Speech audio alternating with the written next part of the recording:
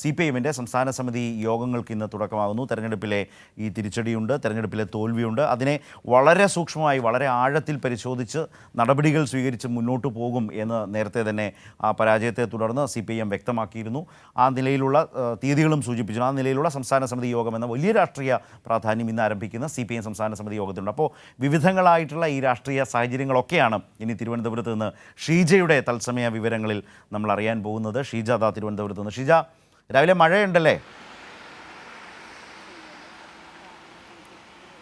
അതെ ശരത്ത്, രാവിലെ നല്ല വെയിൽ കണ്ടിറങ്ങിയതാണ്. വെയിൽ തുടങ്ങിയപ്പോൾ ഇറങ്ങിയതാണ്, പക്ഷേ ഇവിടെ എത്തിയപ്പോഴത്തേക്കും മഴയായി.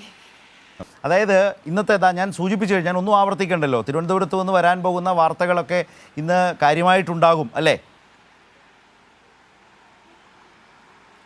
തീർച്ചയായും ശരത്ത്, അതിൽ ഒരു തരത്തിലുള്ള സംശയമില്ല. തിരുവനന്തപുരത്ത് ഒരിക്കലും വാർത്തകൾക്ക് കുറവുണ്ടാവാറില്ല. ഇന്ന് ഏതായാലും ശരത്ത് സൂചിപ്പിച്ചതുപോലെ തന്നെ കെ രാധാകൃഷ്ണനുമായി ബന്ധപ്പെട്ട് തന്നെയാണ് പ്രധാനപ്പെട്ട ഒരു വിഷയമുള്ളത്. അദ്ദേഹം ആ മന്ത്രിസ്ഥാനം, MLA സ്ഥാനമൊക്കെ ഇന്ന് രാജിവെക്കുകയാണ്. നമുക്കറിയാം, ലോക്സഭാ തെരഞ്ഞെടുപ്പിൽ ആലത്തൂരിൽ നിന്ന് വിജയിച്ച ഒരു സാഹചര്യം, ആ സാഹചര്യത്തിലാണ് ഇന്നിപ്പോൾ രാജിവെക്കുന്നത്.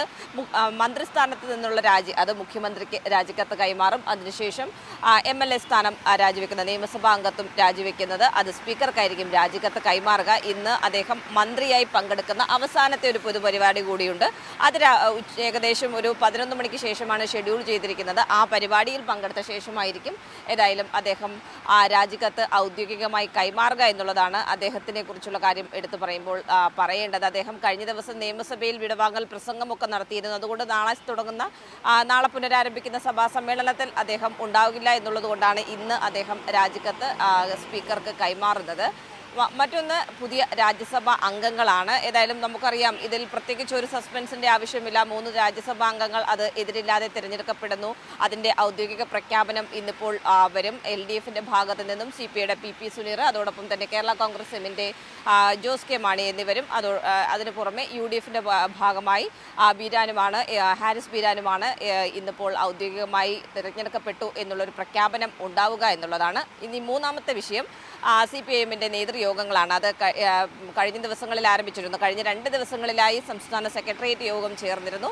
സെക്രട്ടേറിയറ്റ് യോഗം ചേർന്ന് നിലവിൽ സംസ്ഥാനത്ത് ലോക്സഭാ തെരഞ്ഞെടുപ്പിലുണ്ടായ തിരിച്ചടി അത് സംബന്ധിച്ചുള്ള കാര്യങ്ങൾ വിശദമായി തന്നെ പരിശോധിച്ചിട്ടുണ്ട്. ഇനി അത് സംസ്ഥാന സമിതി ഇന്നു മുതൽ 3 ദിവസത്തേക്ക് ചേരുന്നുണ്ട്. ഈ സംസ്ഥാന സമിതി കൂടി ചർച്ച ചെയ്ത ശേഷമായിരിക്കും ഇതിൽ ഏതൊക്കെ തരത്തിലുള്ള തിരുത്തൽ നടപടികൾ വേണം എന്നതിൽ ഒരു അന്തിമ തീരുമാനം എടുക്കുക എന്നുള്ളതാണ് മനസ്സിലാക്കാൻ സാധിക്കുന്നത്. ഏതായാലും CPIഎമ്മിൻ്റെ ജനറൽ സെക്രട്ടറി സീതാറാം യെച്ചൂരിയും അതോടൊപ്പം തന്നെ പോളിറ്റ് ബ്യൂറോ അംഗം പ്രകാശ് കാരാട്ട് അടക്കമുള്ളവർ ഈ യോഗങ്ങളിൽ പങ്കെടുക്കുന്നുണ്ട്. രാവിലെ മുതൽ വൈകിട്ട് വരെ, ഏകദേശം രാത്രിയോളം വരെ നീളുന്ന യോഗങ്ങൾ തന്നെയാണ് കഴിഞ്ഞ ദിവസങ്ങളിൽ 2 ദിവസവും സെക്രട്ടേറിയറ്റ് യോഗങ്ങളിൽ നടന്നിട്ടുണ്ടായിരുന്നത്. ഇന്ന് രാവിലെ 10 മണിക്ക് KG സെൻറ്ററിൽ സംസ്ഥാന സമിതി യോഗവും ആരംഭിക്കുന്നതായിരിക്കും ശരത്ത്.